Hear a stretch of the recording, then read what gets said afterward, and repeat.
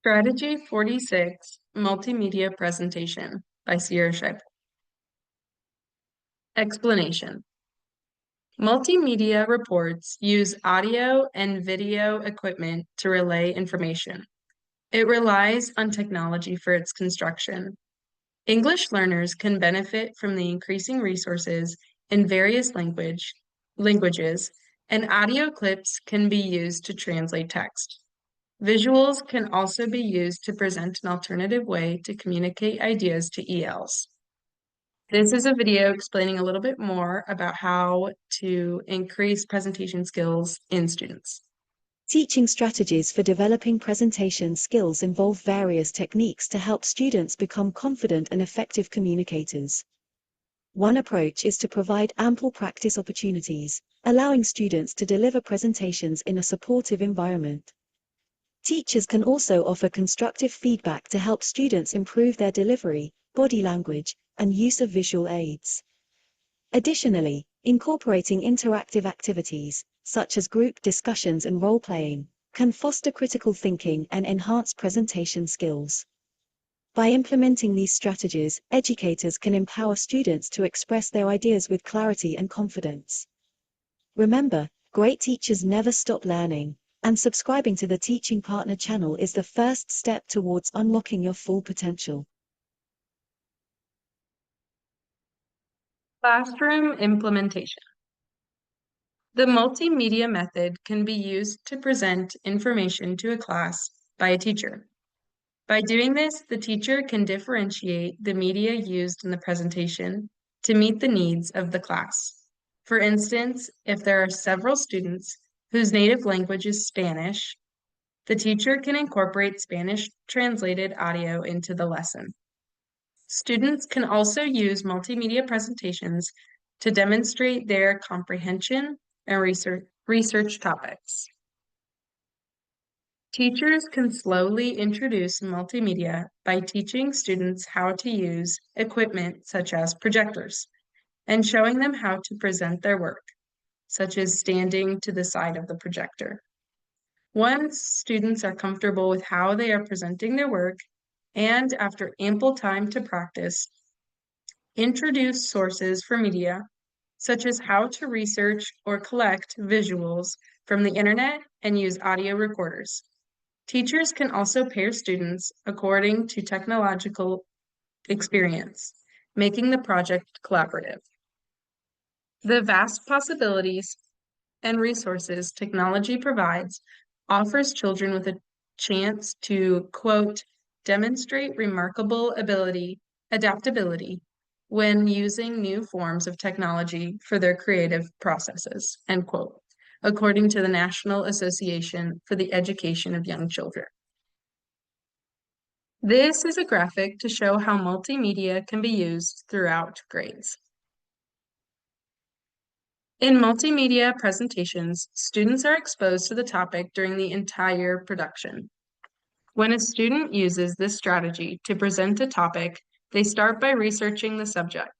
The student also searches for resources like audio or video clips, visuals, etc., to add to their presentations.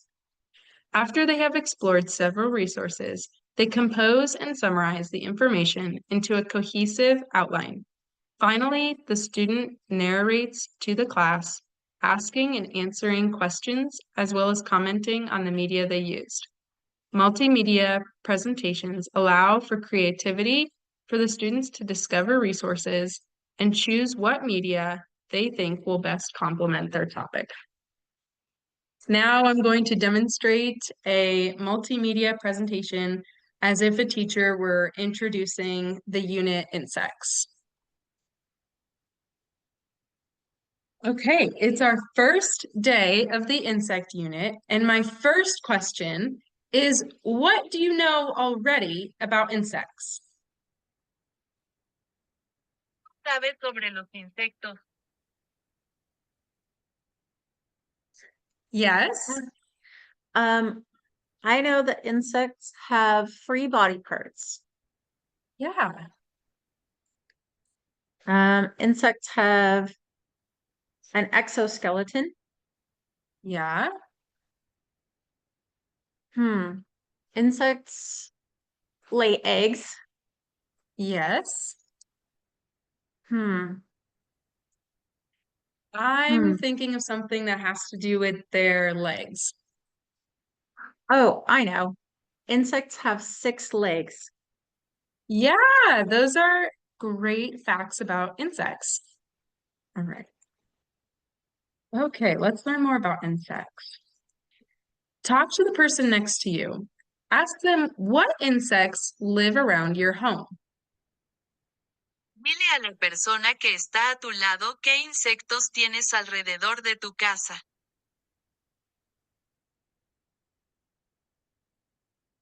We have some. Yes. So I have butterflies Uh-huh. and bees, Uh-huh. and my friend has ants and crickets. Yeah, I have those insects at my home too. Okay. So what is an insect?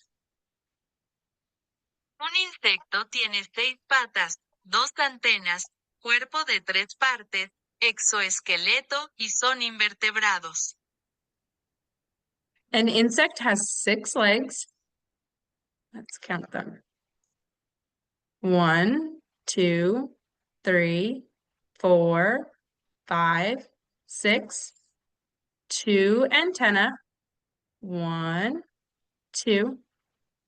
3 body parts, the head, the thorax, which is in the middle, and the abdomen, which is at the end. Insects have exoskeletons, which are shells on the outside of their bodies to keep them safe. We have bones on the inside of our bodies, and insects have bones or a shell on the outside. And they are invertebrates, which means they don't have a spine. Let's see if you learned what an insect is. Is this an insect? ¿Es este un insecto? Yes, bees are insects. Yes, bees are insects. All right, now let's try a trickier one. Is this an insect? ¿Es este un insecto? No, No, spiders are not insects. Why? How did you know that spiders are not insects? because insects have 6 legs and spiders have 8 legs. That's true. Yeah, that was a good point. Now you know what an insect is. That ends my presentation.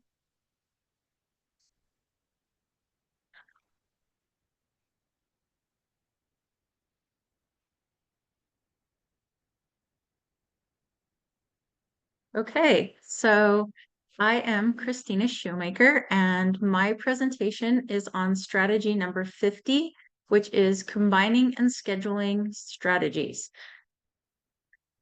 So, strategy 50. The purpose behind strategy 50 is that it is the glue that brings all of the other strategies together. It's about taking all the great strategies that we've been learning and using them to create an inclusive and effective learning environment. When we combine strategies, differentiation becomes purposeful and planned. Strategy 50 encourages us to think about how our teaching choices support consistency, engagement, and student achievement. For English language learners in particular, this kind of intentional planning helps establish a consistent and inclusive learning environment. It supports classroom flow and engagement. It reduces confusion for the kids, and it maximizes students' chances for success in the classroom. So we use the first 5 strategies to set the stage.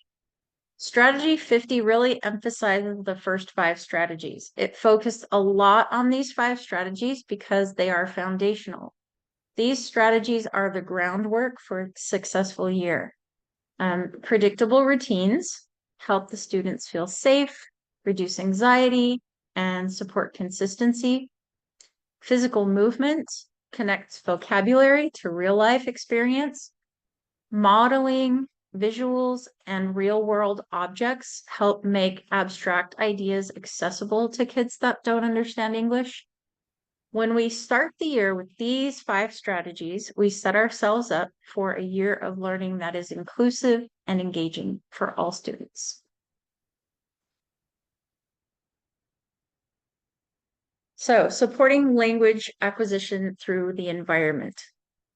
Strategies such as visual scaffolding, which was strategy 4, bilingual books, which was strategy 16, and Sierra, Multimedia presentations, which was strategy 49.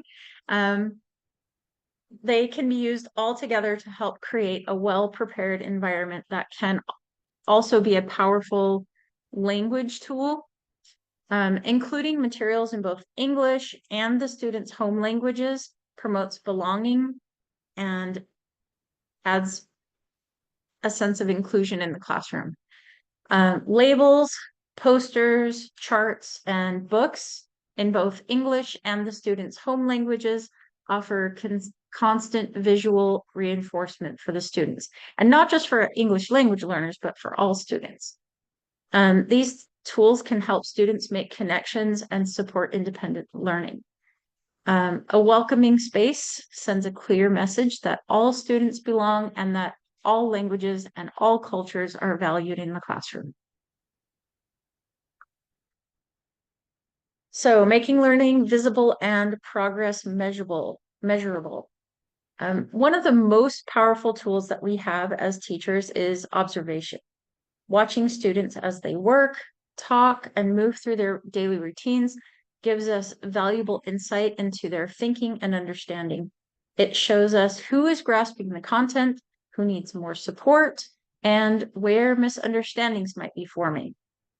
These observations can help guide our instruction in real time, and they can allow us to make adjustments to our teaching and help where it's needed. As teachers, we don't always feel like there's time to just stand back and watch or quietly walk around and listen to students without giving some input. But it is one of the most valuable things that we can do in getting to know our students and getting to know where they are at in their learning. In addition to observing students, we can also collect work samples, maintain portfolios, and involve students in self-evaluation. When we involve students in evaluating and tracking their own progress, they can begin to take pride in their learning, and they can develop a greater ownership of the work. Doing all of this helps us plan the next steps that we're going to take in our teaching with clarity and purpose. Structure your time intentionally. So another thing that strategy 50 talked about was scheduling and planning how we use the time with our students. Purposeful scheduling supports effective differentiation in the classroom. One way to allow for time to focus on small group instruction is by learning centers. That's strategy 22, by the way. Planning time for reteaching and enrichment helps to make sure that no one falls through the cracks, but having that time to give those individual lessons requires you to have the other students doing something else. So using learning centers can help with that. I included Madeline Hunter's model of instruction here because it offers a clear flow for instruction. And her emphasis on guided practice is especially helpful for English learners who benefit from trying skills with support before being asked to do them independently. Strategy 50. So, okay, build a responsive, reflective classroom. Strategy 50 is about combining all the strategies that we've learned about that work for you and for your students. You don't have to use all the strategies. You just have to try them on and see if they fit. Teaching is not a one-size-fits-all type of thing. And the most effective classrooms aren't rigid, they are responsive. So when we differentiate with intention and we listen to our students' needs, we can build a classroom where all learners can thrive. I don't have a classroom example to show you like Sarah did, because strategy 50 includes all of the other strategies, and to show examples of all the strategies would take more than the 20 minutes that we are allotted for this presentation. So that concludes my portion of the slideshow, and thank you for listening to our presentations. We look forward to listening to yours. Thank you so much.